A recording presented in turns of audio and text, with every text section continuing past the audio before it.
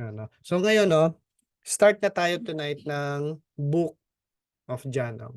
So before we start, no, importante na malaman muna natin, coming from John, no, ano ba talaga ang purpose ni John sa pagsulat nitong libro na to? Sabi ni John sa John 20. Sige, Pops Jeep, pabasa naman, no?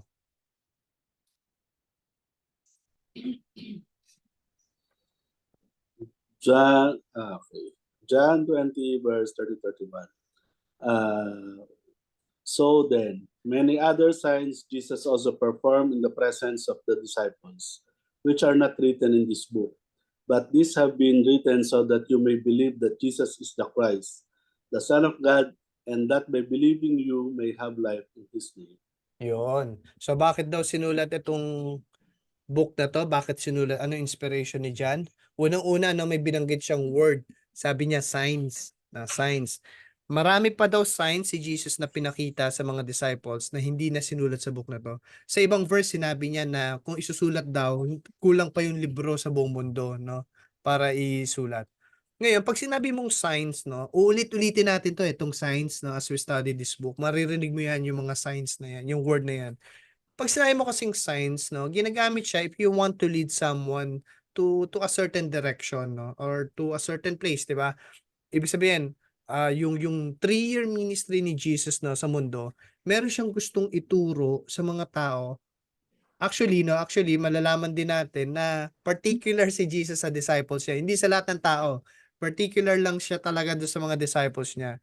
So saan sila dinadala ni Jesus? Sabi ni John, no, but these have been written so that you may believe that Jesus is the Christ, the Son of God. So, Jesus, no, was bringing them to the knowledge of truth. Ano yung truth na yon? That He is the Christ, the Son of God.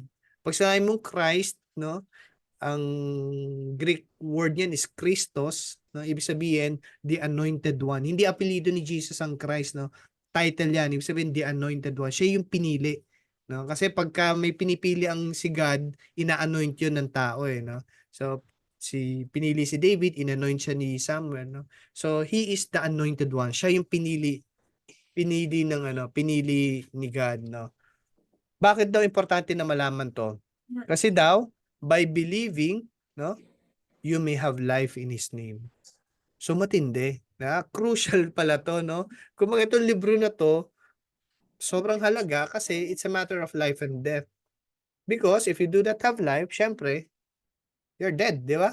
Kaya naalala nyo dati, no, sinasabi ko lagi sa inyo, pag meron ako nakikita sa mga social media, mga personality na sinasabi nila, sobrang saya nila, no? Parang nasa kanila na lahat. Pero ako nasa isip ko, no, kung wala si Jesus sa buhay nitong tao na to, sure ako, hindi talaga siya masaya. Kahit yun ang pinapakita niya. Because according dito sa binasa natin, if you do not have Jesus, no, you're dead. You're spiritually dead. Ano ibig sabihin nun? Para sa mga hindi pa clear sa atin, ano yung dead? Buhay yun. No? Pag binasa mo yung book ni Paul, no, sinasabi niya na ang isang tao daw composed of 3: the body, the soul, and the spirit, no? Ibig sabihin, we are spiritual being with the body. Kasi ang body mawawala yan, eh. Ang eternal is yung spirit mo, eh. So ang tingin natin sa atin, kahit ako, no, tingin ko before, we are a body with the spirit. Kaya parang gano'n, we are a body. Kasi yun ang nakikita mo, eh. You're a body with a spirit. Pero hindi totoo yun. Ang totoo, we are spiritual being with the body. Yung body ang temporary. Yung spirit yung eternal. No? Sabi sa isang quotation, the spirit does not need a body, but the body needs a spirit. Or, sabi niya rito, no, or it cannot live. Hindi ito mabubuhay, no? Tama nga, kasi nga sinasabi niya, para magkaroon ka ng life, you need Jesus. Bibigay niya yung spirit niya sa'yo. So we are not a body, but a spiritual being with a body, no? So, if Jesus is not in you, pag hindi mo pa siya tinatanggap sa buhay mo, sabi ni John, you do not have life. You're just existing, but you're not living. No? Because we are spiritually dead. But, sabi niya, but if you start to believe that Jesus is the Christ or the Anointed One, no? That Jesus is the Son of God, Sabi ni John, you will have life in His name. His Spirit will dwell in you. Maninirahan yung Spirit niya sa iyo. No, yung dati mong patay na spirit, mabubuhay in His name. No, merong maliwanag na prophecy na sinulat sa Ezekiel sa Old Testament, no, about this. Sabi ni God dito sa mga verses na to, sabi ni God, Old Testament to sabi niya, I will give you a new heart. Ibig sabihin, si prophecy to, sinasabi niya, in the future, I will give you a new heart and put a new spirit in you. Sabi ni God, I will remove from you your heart of stone. Ibig sabihin ng heart of stone, patay na puso, no? And give you a heart of flesh, yung pusong buhay. And sabi niya, hindi pa natapos si God. Pagkabago niya ng heart, anong ginawa niya? And I will put my spirit. Hindi hindi a spirit. My spirit, yung spirito mismo ni God, ibibigay niya sa iyo, no? And move you to follow my decrees and be careful to keep my laws. Ibig sabihin, hindi huminto Pagkakuha mo ng spirit niya, yun ngayon na nagpagalaw sa iyo to do good works. Diba? Kaya yung good works, fruit yun ng spirit na nasa iyo. So maliwanag ang plano ni God right from the start. No? Sa Old Testament pa lang sinasabi niya that one day the Spirit of Jesus will dwell in us. Maninirahan yung Spirito ng Diyos sa atin. No? Sa paanong paraan? Again, if you believe that Jesus is the Christ, the Son of God, and that by believing we may have life in His name. No? Kaya itong libro na to, itong libro ni John, no, makikita natin puno to ng evidences. Punong-puno to ng mga evidences, no? Actually, alam mo, makikita mo rito, no, sa libro ni John, medyo sineset aside yung emotion. Talaga nakafocus si John sa evidences. Sa science nga Sa science na. Di ba minsan tayo, pag nag-share tayo ng gospel, minsan nag-focus tayo sa emotion Di ba? Si John hindi. Nakafocus siya sa science, sa evidences. Nag-present ngayon si John ng nag-present ngayon si John ng maraming evidences to prove that Jesus is 100% man and 100% God, no? Kaya sabi ko before sa inyo, no, dapat ang faith mo hindi emotional faith.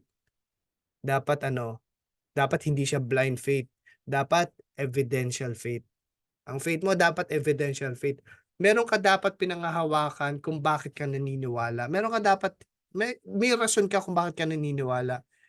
Hindi yung minana mo lang yung faith mo. Ay, ito na kasi ginagawa ng angkan ko So, ganito na rin ako. Wala namang mawawala. Hindi, dapat sa'yo yan. Bakit mo pinapaniwalaan yung pinaniniwalaan mo? No? Or sabi mong, saka lang Sam nakakonect yan. Or or kumbaga yung faith mo, tipong natutunan mo lang sa school, graduate ka sa ganitong school na yun ang tuturo. Dapat ang faith mo sa'yo yan. Dapat umabot ka sa punto ng buhay mo na na-prove mo that Jesus is the Christ. Ngayon, sino ang listener ngayon ni John? Interesting to ito. Kung sino yung makikinig at magbabasa ng libro ni John. A little background lang, no? Si Matthew, nakafocus siya sa mga Jews, sa mga Hebrew.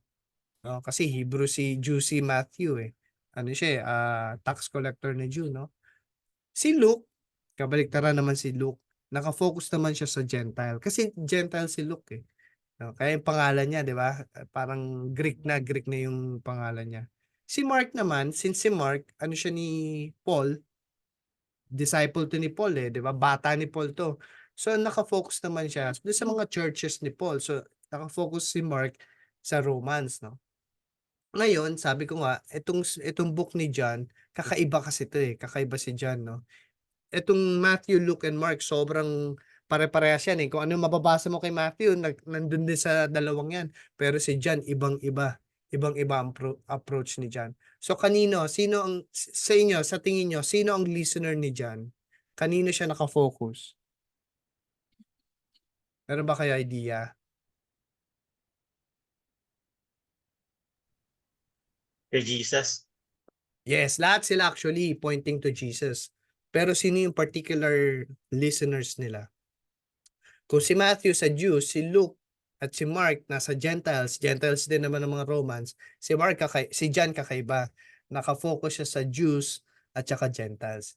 Kaya, sabi ko nga, interesting itong libro na to, no? Kung paano isusulat ni John itong librong to. Kasi yung listeners niya, opposite, magkaiba yung beliefs ng mga yan So paano niya ngayon ililay down yung arguments niya, yung evidences niya, no? Kasi tandaan natin, no, kailangan niya ma-capture yung attention eh, ng magkaibang beliefs ha. Kasi ang Jews, monotheistic, isa lang ang God. Ang Gentiles, polytheistic, marami silang Diyos, no, o Diyos-Diyosan. So paano ang gagawin ni John? Tingnan muna natin ang background ng mga Hebrew or ng mga Jews, no. Para sa mga Hebrews, no, naka-center ang beliefs nila sa Torah or the Pentateuch, no. Pag sinabi mong Pentateuch, yung from the word penta means 5, no? It means 5 books ni Moses, no? Literally, scroll yung mga yan. Wala pa naman libro nun, mga scroll yan. 5 scroll na sinulat ni Moses, no? Which are yung Genesis, yung Exodus, Leviticus, Numbers, tsaka Deuteronomy, no? So, itong 5 libro na to, no, pag kung napapansin niyo si Jesus pag nagsasalita siya, pag ang tinutukoy niya is the Old Testament, laging sinasabi ni Jesus, Moses and the prophets. Ibig sabihin, pinopoint niya yung buong Old Testament. Dahil yung kabuuan ng Old Testament is Moses, itong 5 books na to, at saka yung mga libro ng prophets. Ayan, Moses and the prophets, ibig sabihin nun, yun yung buong Old Testament. Kaya interesting yan kasi nung umakyat si Jesus sa mountain for his transfiguration, ang na-meet niya si Moses at saka si Elijah. Moses, dahil siya yung kumakatawan dito sa Torah, at si Elijah, siya naman kumakatawan sa buong mga prophets. So parang sinasabi nung event na yon na si Jesus talaga ang fulfillment ng Old Testament. Siya yung tinutukoy. Siya yung dinidescribe ng Old Testament. Siya yung fulfillment ng Diyos, no? So, yung buong Old Testament is Moses and the prophets. So, para sa mga Hebrew, so alam nila yan. Alam nila, maliwanag sa kanila yan. Maliwanag din sa kanila ang Genesis. Siguro, paulit-ulit na nila naririnig yung linyang, in the beginning, God made the heavens and the earth. Siguro, no? Paulit-ulit nila yan. Kasi, ano yan eh, laging sinasabi yan sa temple tsaka sa mga synagogues, no? Kabisado na nila yan. They worship one God. Ang mga Hebrews, di ba? Yahweh, hindi nga nila, sobrang ginagalang nila yung pangalan na yan, hindi nga nila mabigkas yan. So, sobrang paggalang, no? So, ito yung core ng kanilang beliefs, no? Genesis, in the beginning, Yahweh, God. Ganun sila, sanay sila ron, no? Para naman sa mga Greek, baligtad ang mga Greek, no? Baligtad sila. Unang-una, sa mga Greeks, marami silang God, polytheistic sila. In fact, no, ako kasi sobrang interested ako sa history ng Greek and Romans, no.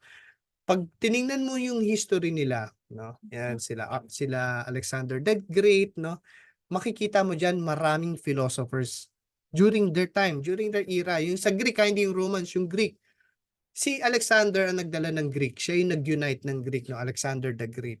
Si Alexander, lumaki siya sa isang tao, isang philosopher. At yung philosopher na yon, lumaki rin sa isa pang philosopher. Sino yung mga yon? Si Aristotle at saka si Plato. Si Plato, lumaki yan kay Aristotle, no? Siya ang nag-train yan. Si Alexander the Great, lumaki naman siya kay Plato. Kaya si Alexander the Great, dala niya yung mga philosophy nito mga great thinkers na to, no? Dinala niya yung aral na yon. Actually, si Alexander the Great, hindi siya warrior eh. Ganito siya eh, para siya philosopher eh. Di ba? So, itong great thinkers na to, pag tinignan mo yung mga tinuturo nila, they believe in a greater being. Meron silang paniwala na nag-exist ang isang greater being. Sobrang lalim kasi nila mag-isip, no, during their time. Pag pinunta mo yung architecture nila, yung mga ruins, puro sila classroom. Ang dami nila mga classroom, no? Si Alexander the Great, dinala niya sa Alexandria yung pinakamalaking library, no? Na buong libro daw ng buong mundo nandoon, no? So, talagang ano sila, puro sila discoveries, mga invention, ang dami nilang learnings, no? And they believe, no? And they believe, alam nila yung universe, naiintindihan nila, sa kanila ginawa ang kalendaryo, ang time, ang clock, no? And they believe, no, that this world daw that we live in, no, is so perfect, no, so organized, na imposible daw, sabi nila, imposible daw na walang designer behind this creation. So they believe in a greater being. Tatawag nila a great mind behind the universe. Ganun ang paniwala nila. Pero sa tingin nila, no, kailanman, no, hindi nila makikilala yon. Hindi yun nag-exist. It's just a philosophy, it's just an idea, no? They call this thing logos. Yan yung nakikita niyo sa ilalim niyan, logos. Sobrang lalim. Sabi ko nga sa inyo, sobrang lalim na ibig sabihin yung word na yan, no? Sa word na to, galing yung word na logic, no? Ibig sabihin, everything has a reason. May purpose ang lahat ng bagay, no? Hindi, kumbaga sinasabi nila, hindi pwedeng by chance lang ang isang bagay. Hindi nila i-accept yun. Actually, pag meron kang pinprove na argument sa kanila, kailangan mo ng proof, kailangan mo ng testimony, kailangan mo ng evidences. Ganun sila mag-isip. Di ba? Meron dapat yung logic or reason of existence. No, ano ibig sabihin nun? The reason of existence. Kumbaga, para mo sinabi, no, etong laptop na to, itong computer na to, before pa yan nakita mo, before mo pa yan lumitaw sa table mo, before pa yan ginawa ng isang manufacturer, nag-e-exist na yan. Saan? Saan siya nag-e-exist? Nag-e-exist siya sa mind ng designer. Tawag nila ron is pre-existence. And they believe on this kind of philosophy. Pero sa tingin nila, these logos, itong logos na to na sobrang sobrang lalim ng description nila, these logos will just remain as an idea or as a philosophy. So ngayon, having these two contradicting beliefs, ang layo di ba? Ang layo nilang dalawa Paano i-unite ni John ngayon yung argument nila para ma-capture niya itong parehas na audience na to? Paano ang ginawa ni John? Sabi ni John, in the beginning. Kinuha niya ngayon sa Torah, in the beginning. Galing, di ba? Tayo, sobrang familiar na tayo sa mga verses na to, no? Pero imaginein muna natin na tonight na isipin mo, first time mo pa lang to narinig. Itong mga verses na to, first time mo lang tong narinig. Tapos, let's say, isa kang Jew, isa kang Hudyo. Tapos narinig mo, in the beginning. I'm sure, no? Pag narinig mo yan, makukuha yung attention mo. Kasi alam mo Genesis to. Sabi sa Genesis, in the beginning. Pero ang kaso, no? Sabi kasi sa Genesis, in the beginning, God. Di ba? In the beginning, God made the heavens and the earth. So dapat, ang kasunod na in the beginning, God. Pero sabi dito, in the beginning was the Logos or the Word. Iba.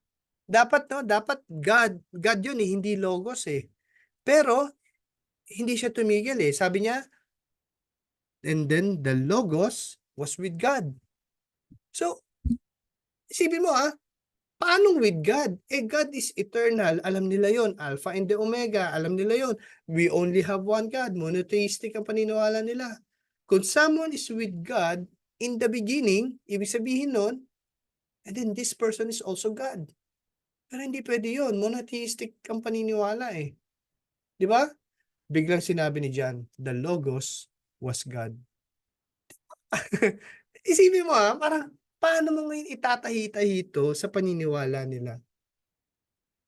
So para sa Hebrews, captured yung attention nila kasi John is presenting to them, no, a God more than one person. And later on, malalaman nila, madidiscover nila na alam na natin ngayon na ang tinutukoy ni John is the tri-united God. Ibig sabihin, we have one God in three persons. Ibig sabihin, hindi ito polytheistic belief.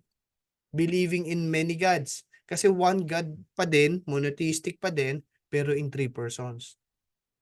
So ito yung nasa isip ngayon ng mga Hebrews. Para naman sa Greek, mas malaki ang revelation to. Kasi sinasabi ni John sa kanila na yung Logos was not an abstract concept of philosophy, but a real person. Ibig sabihin, hindi siya parang Jedi Force. Yan, sa Jedi, kung nanonood kayo ng Star Wars, di ba? They believe in a certain power, but they don't see it. They cannot talk to that force. No, wala. Jedi Force lang yon. Pero ang sinasabi ni John dito, he is a person. And later, malalaman nila that pwede mo siyang hawakan, pwede mo siyang makita, at pwede mo siyang marinig. So, paano nila maarok to that the intelligent designer behind the universe with an intelligent design is a person? And he is in the beginning. He is the Alpha. Yun yung umpisa ng alphabet nila, Alpha. Di ba? And he is God. So, sobrang pasabog yung verse first verse pa lang ni John, no, nakuha niya agad yung attention, no, ng mga tao, ng mga listener. Powerful yung introduction niya about who Jesus is. At pinresent niya to sa dalawang magkaibang mundo, the Jew and the Gentiles. Napakalalim yan. Even sa mga disciples, sa mga apostles, nagulat sila dyan. Kasi ang paniwala nila, salvation is only for the Jews. Nagulat sila na hindi open siya for the Gentiles. So, if Jesus was in the beginning, ang tanong, ano ngayon ang participation niya sa creation? Ito, pabigat ng pabigat yung mga binibitawan ni John, ha? Sabi ni John, He was in the beginning with God. Inulit niya, no? And then, all things came into being through Him. Ulitin ko, ha? Lahat ng bagay came into being sa pamamagitan niya. And apart from Him, just to make sure, para clear sa iyo, and apart from Him, not even one thing came into being that has come into being. Walang naging nabubuhay na hindi nanggaling sa Kanya. Ano ibig sabihin nun? Ano yung description ni Jesus? He is what? He is the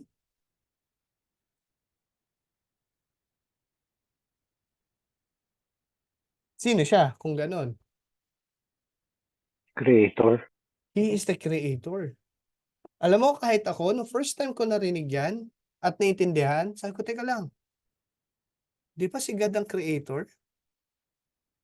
Ako, nung hindi pa ako Christian, no, at binabasa ko yung Genesis, ang nasa isip ko, si Jesus nakaupo lang, tapos si God yung gumagawa ng heaven and earth. Pero dito magugulat ka, sinasabi niya, He is the creator. Pero ibig sabihin pa nito, hindi na si God ang nag-create ng lahat. Sabi sa Genesis, na balikan natin ha, sabi sa Genesis, Old Testament, in the beginning, God created the heavens and the earth. So maliwanag eh. Sinasabi ng Old Testament na si God ang nag-create ng heaven and earth. Teka, akala ko si Jesus. Pero sabi sa Colossians, no? Sabi sa Colossians, for by Him, for by Jesus, all things were created, both in heavens, and on earth. So parehas, God created the heavens and the earth. At si Jesus din, all things were created by Him, both in heavens and on earth. So ano ibig sabihin nun? Ano ibig sabihin nun? Si God ang gumawa, si Jesus din ang gumawa. Sabi ni Paul sa Corinthians, no? Yet for us, there is but one God. Siyempre, monotheistic belief, one God. The Father daw, sabi niya, the Father. From whom, sabi niya, no? Si Father, ha? From whom all things came, and for whom we live. And there is but one Lord, Jesus Christ, through whom all things came, and through whom we live. Parehas. Alam mo, tingin ko sobrang hirap maarok eh. Di ba? Paano naging parehas? Nung una, iniisip ko dati that God is the architect, siya nag-a-utter ng words, at si Jesus naman yung master builder. Pwede, no? Pwede rin. Kasi siya yung fulfillment ng desire ni God eh. Gusto ni God ng salvation, si Jesus ang gumawa. Di ba? Sinabi ni God, let there be light. And then sinabi, and there was light. So iniisip ko, baka si God, si Jesus, alam mo yun, no? Pero alam mo, iniisip ko, tingin ko hindi talaga natin kayang maintindihan ano ibig sabihin ito, no? Literally. We have one God in three persons. Mahirap ipaliwanag yun. No? Mahirap ipaliwanag. Tingin ko, hindi talaga kaya ng finite mind natin. No? Pero maliwanag yung sinasabi ng scripture that God the Father, Jesus the Christ, and the Holy Spirit are one God. Clear yun, clear yun. Kung paano nangyari yun, mahirap yun intindihin. Bakit? Ba't mahirap intindihin? Kasi sinasabi ng doctrine na yon that the Father is not the Holy Spirit. The Holy Spirit is not the Son. The Son is not the Father. Pero the Father is God. The Holy Spirit is God. And Jesus is God. Ang hirap, no? Alam mo, ito yung isa sa core ng belief natin, no? The triunity, no? Three persons, eternally existing one God. Isa to sa mga doctrine na hindi natin kayang i-explain, no? Hindi kaya ng finite mind natin, no? Kasi paano mangyari yon? Three persons in one God. Kaya alam mo, napatanong ako eh. Sa tingin nyo, no? Meron ba sa creation ni God who can explain this phenomena? Meron ba? Tingin nyo lang, meron ba? Parang dapat meron eh. Kasi di ba sinabi, ang Holy Spirit, mahirap din intindihin, pero dinescribe siya as the wind. No, hindi mo siya nakikita, pero alam mo, nandiyan yung presence niya. How about the triunity? Sa tingin nyo, meron ba tayo makikita sa creation niya that somehow no, kahit na hindi na mabuo, meron lang glimpse of triunity.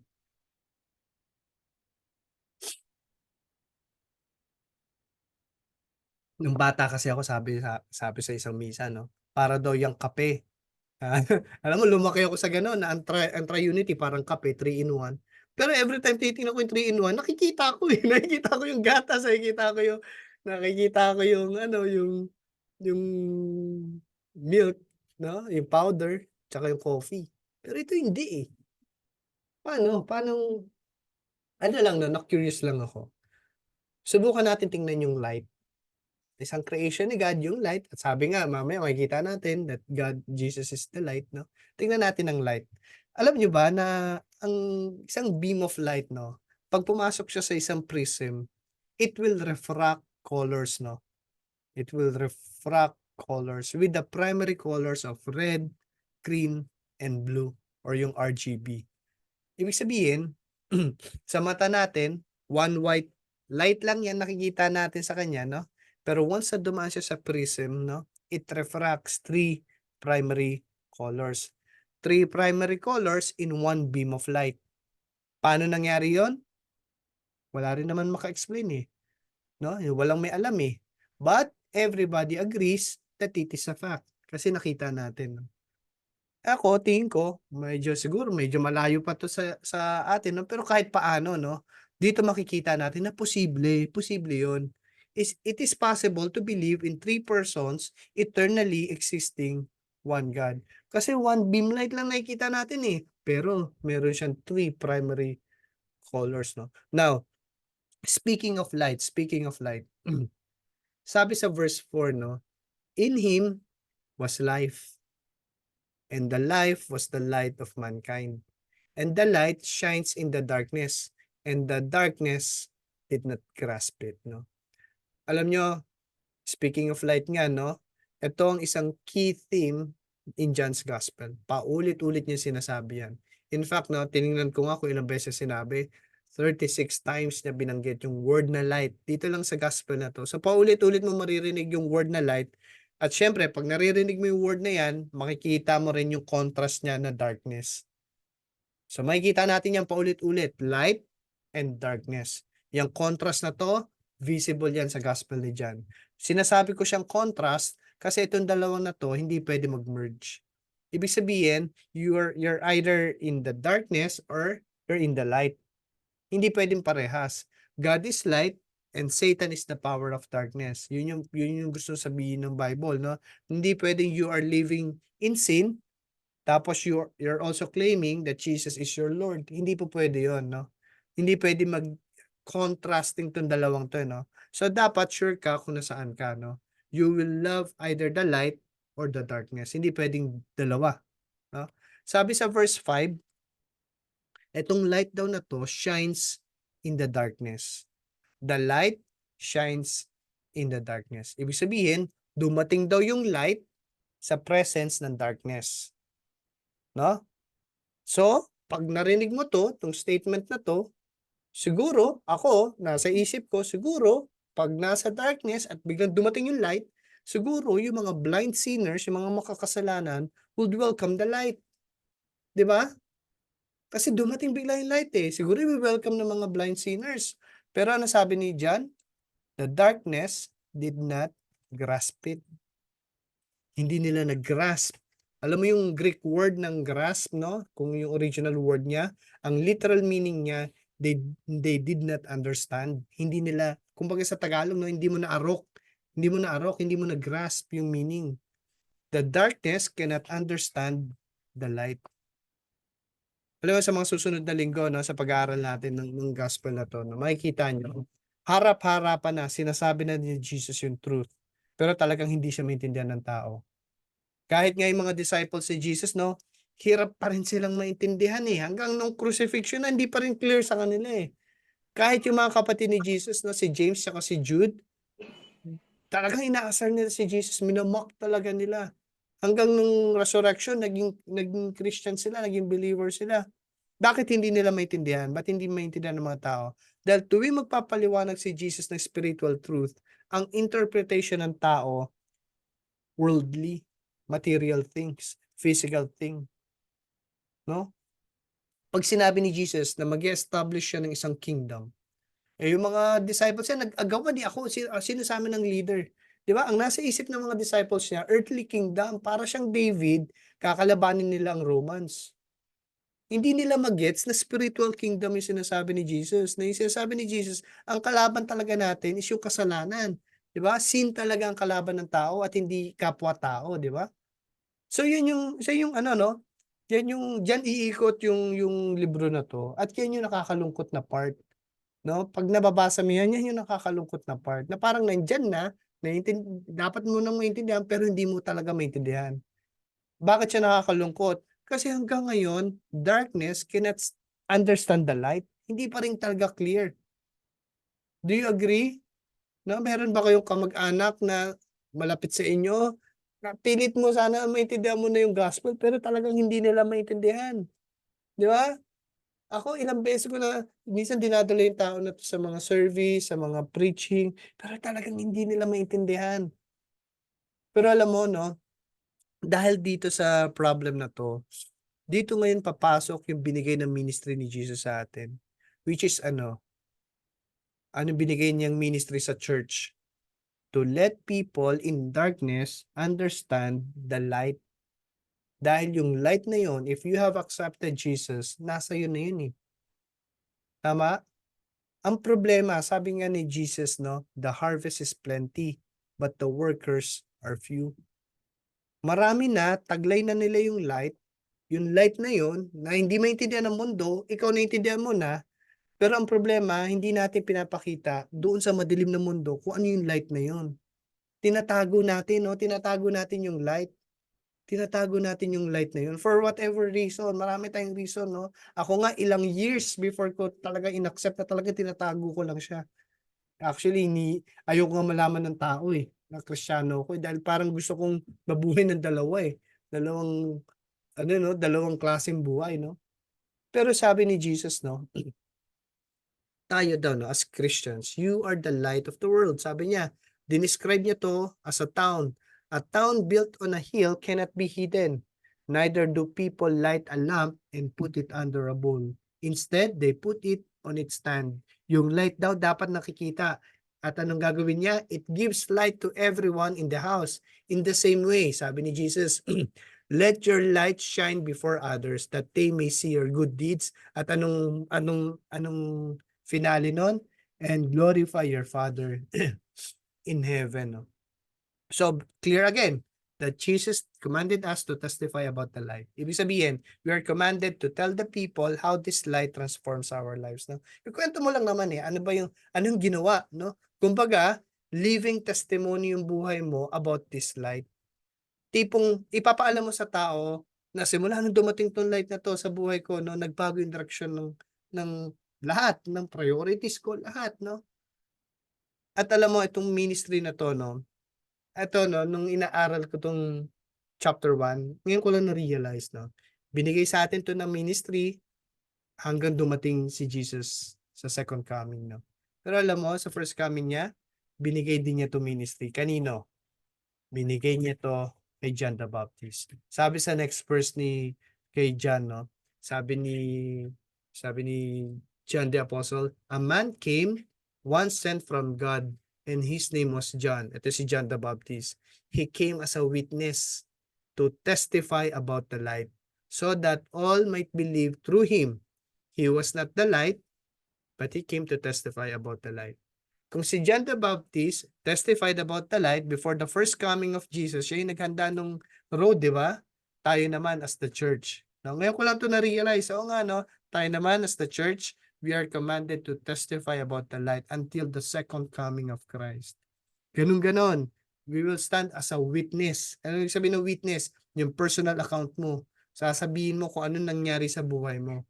Diba? Paano mo nakilala yung light na yun? First-hand experience mo. At parehas kay John the Baptist, no, lagi natin tandaan that we are not the light. Kasi minsan may isip mo ikaw na yung light. Minsan nga pag dumating na yung trials, iisipin mo, Lord, di ba? Tatrabaho ko para sa iyo. Parang lumalabas ikaw yung light, no? Pero we are not the light, no? We are just called to testify about the light. Alala ko, no, nung nag-speech ako before sa Lions, no? Nung recognition ko as president. Sabi ko, gusto ko itawid yung gospel, no? Kasi syempre, lahat ng nandun, a-attend dun, worldly. Di ba? Wala namang Kristyano ron eh. Sila yung mga uhaw talaga sa power, no? Sa mga pwesto, no? So sabi ko, Lord, paano ko itatawid yung gospel? Nang slight lang, na hindi ako mukhang preacher, no? Alam mo, tinouch ko yung glory ni God, no? Sinabi ko, kahit na anong gawin mong pagtulong sa tao, kung yung glory noon, kinukuha mo na at hindi na sa Diyos, hindi mo na ino-offer sa Diyos, unang-una useless yon, pero pangalawa, yan na yung simula ng kabagsakan mo. Yan na yung downfall mo as a leader. Kapag ka yung ginagawa mo is for yourself, for your own glory, at hindi mo na binabalik sa Diyos. Lagi natin tandaan, no, when we do ministry for God, we are not the light. No, we are just testifying about the light, pero hindi talaga tayo yung light. So, ano ba tong light na to? Ano ba tong light na to? Sabi ni John the Baptist, no? Ay, sabi ni John the Apostle, this was the true light. That ano daw? That coming into the world enlightens every person. He was in the world, and the world came into being through him. And yet the world did not know him. He came to his own, punta siya sa sariling kanya, and his own people did not accept him. So sinasabi niya, Jesus is the true light. Ibig sabihin, pag sinabi niyang true, merong mga false light. At ako, naniniwala ako na half ng buhay ko, no? Yung half ng life ko, I've been pursuing the wrong light. No? Doon yung buong buhay ko. Hinahabol ko yung maling ilaw. No? Mga bagay na tingin ko, yun ang goal dapat ng tao. But I discovered, no? Sobrang kabaliktaran. Pero alam niyo, no, once na binuksan ni God ang mga mata mo sa truth, magiging clear talaga sa iyo lahat. Bakit? Because true light, sabi rito, enlightens every person. Yun yung purpose ng true light. Bigla mong maintindihan yung totoong purpose mo. Kung bakit ka nag-exist, magbabago yung tingin mo sa sufferings, magbabago yung goals mo sa buhay. Once ma-receive mo yung true light, imposible that you will remain the same person. Imposible yun. Hindi po pwede na ganun-ganun ka pa rin. No? Lalabas at lalabas yung fruit mo dapat. Why? Because once you accepted this light, you become a new creation. Kaya lang, no, nakakalungkot. Sabi ni John, Jesus as the creator came to be the light in this world, no? Kaya lang, ano sabi niya? The world rejected him. They do not know him. Yung Jews, yung Hebrews, no? His own people rejected Jesus. In fact, sila pa mismo yung nagpa-crucify sa kanya. Sobrang ironic, di ba? Pero fast forward mo, 2,000 years, ngayon, sa panahon natin, sad to say again, totoo pa rin tong verse na to. No? Sabi, ang Pilipinas daw, we are the only Christian nation sa Asia. Pero ako, tingin ko, ang mga Pilipino, hindi pa rin talaga nila kilala ang Diyos. Alam lang natin yung religion. We know the tradition, but we do not know Jesus. No? Yun ang masakit, no? Yun ang masakit. Akala natin, kilala natin siya. Katulad nung sabi ko sa inyo kanina, no? Kilala ko na yan, si Jesus, kilala ko na yan. Pero sa totoo, hindi ko siya kilala. At ang mas masakit doon, ina-assume natin na kilala natin siya, pero sa mata ng Diyos, hindi ka rin niya kilala. No? Pero ito naman ang good news. Ito naman ang good news. Marami man ang magre-reject kay Jesus, pero meron pa rin tatanggap sa kanya. Sabi ni John, but as many as received him, to them he gave the right to become children of God. To those who believe in his name, who were born not of blood, nor of the will of the flesh, nor of the will of a man, but of God. Marami pa din ang tumanggap kay Jesus, and to them, God gave these people the right to become children of God. In short, no, Contrary to the famous belief na lahat naman tayo anak ng Diyos, lagi ko naririnig yan hanggang ngayon, no? Lahat naman tayo anak ng Diyos eh. According to this verse, malinaw na malinaw, hindi yun totoo. Nung pinanganak ka, hindi ka pa niya anak. Hindi ka pa nag-belong dun sa family ng Diyos. Kalaban nga tayo ng Diyos eh. Lahat tayo, all of us are created by God, but not all of us are His children. No? Kaya sinasabi ko nga sa inyo, no? Ang tingin ko sa mundo, pabuti ng pabuti. Because 2,000 years ago, nagsimula to eh. Diba? Yung light, nagsimula yung light. Pinapasa ngayon yung light sa'yo, no? Parami ng parami. Pabuti ng pabuti ang mundo. And as we close,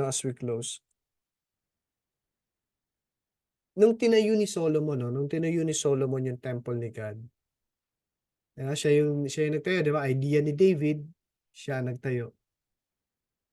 Merong gumugulo sa isip ni Solomon, no? May gumugulo sa isip niya. Merong isang tanong na parang nagbabother sa kanya, no? Itong question na to, manggagaling sa isang tao na puno ng wisdom, si Solomon, di ba? And his wisdom, no? Yung wisdom ni Solomon, buo sa kanya that the God he worship is the Logos. Is the Logos. Siya yung talagang infinite God, no? The Almighty, the beginning and the end, the Alpha and the Omega, the majestic one, the creator of heaven and earth. Maliwanag kay Solomon yun, no? So ano yung question ni Solomon? Habang ginagawa niya yung magiging dwelling place ni God, yung temple, sabi ni Solomon, but will God really dwell on earth? Sabi ni Solomon, the heavens, even the highest heaven, cannot contain God. How much less this temple I have built? Magandang tanong, no? Napakagandang tanong. Sabi niya, if this heaven is pertaining to the sky, yung nakikita nating heaven, no? The third heaven, no? So sabi niya, at the first heaven, no?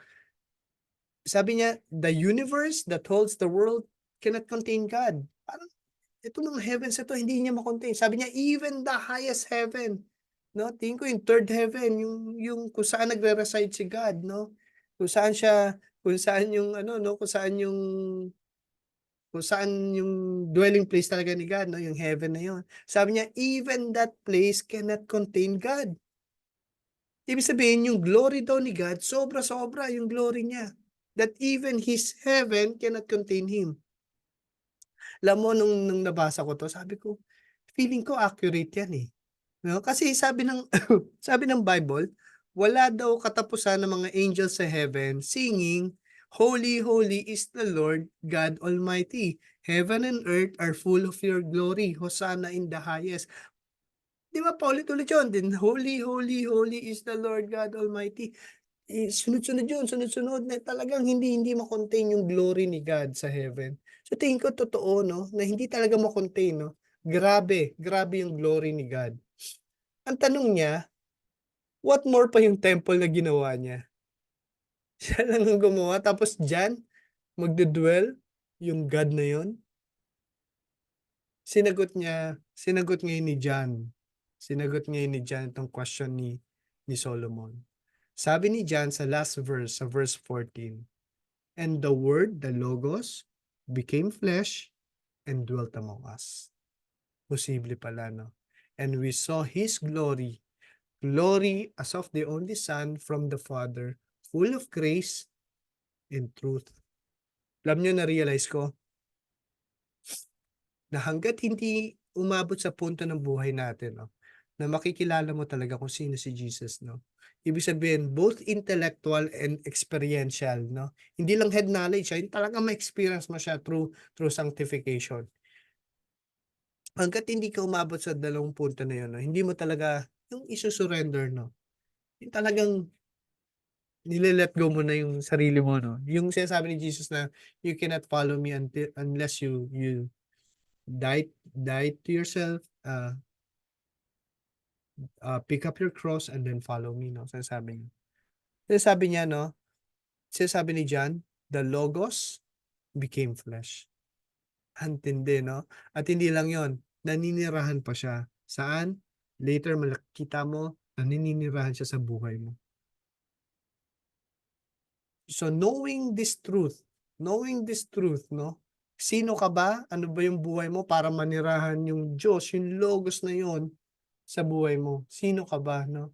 Hanggat ma-realize mo yon, sabi nga ni Paul, then I urge you to live a life worthy of the calling you have received.